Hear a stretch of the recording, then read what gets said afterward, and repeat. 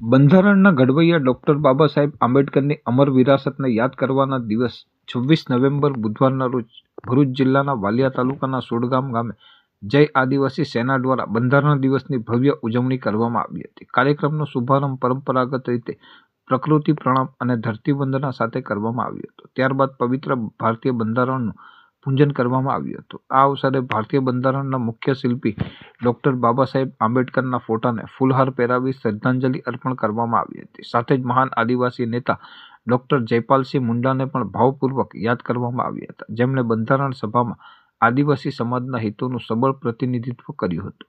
આ ઉજવણીમાં જય આદિવાસી સેનાના અધ્યક્ષ મહેશભાઈ સોમાભાઈ વસાવા દ્વારા ઉપસ્થિત જનમેદનીને બંધારણ કેવી રીતે ઘડવામાં આવ્યું તેની ઐતિહાસિક પ્રક્રિયા વિશે વિસ્તૃત સમજ આપવામાં આવી હતી, જેથી સમાજના લોકો બંધારણના મહત્વને ઊંડાણપૂર્વક સમજી શકે. આ ઉપરાંત સેના પ્રમુખ હાર્દિકભાઈ મહેશભાઈ વસાવાએ આદિવાસી સમાજ માટે બંધારણમાં આપવામાં આવેલ વિશેષ અધિકારો પર ભાર મૂક્યો હતો. તેમણે આદિવાસી અધિકાર રૂઢિ પ્રથા વિશે તેમજ આદિવાસીઓના સ્વશાસન અને કાયદાઓ સાથે સંબંધિત બંધારણની અનુસૂચિ 5 વિશે વિગતવાર માર્ગદર્શન આપ્યું હતું. આદિવાસી સમાજ બંધારણીય જોગવાઈઓ દ્વારા કેવી રીતે પોતાના હક્કો અને હિતોનું રક્ષણ કરી શકે તે અંગે જાગૃતિ ફેલાવવામાં આવી હતી. આ કાર્યક્રમમાં જય આદિવાસી સેના દ્વારા એક મહત્વનો સંકલ્પ પણ લેવામાં આવ્યો હતો કે આદિવાસીના ઘરે ઘરે બંધારણનું જ્ઞાન પહોંચે અને તેઓ પોતાના અધિકારો પ્રત્યે સભાન બને તેવા અથાગ પ્રયત્નો સેના દ્વારા સતત કરવામાં આવશે.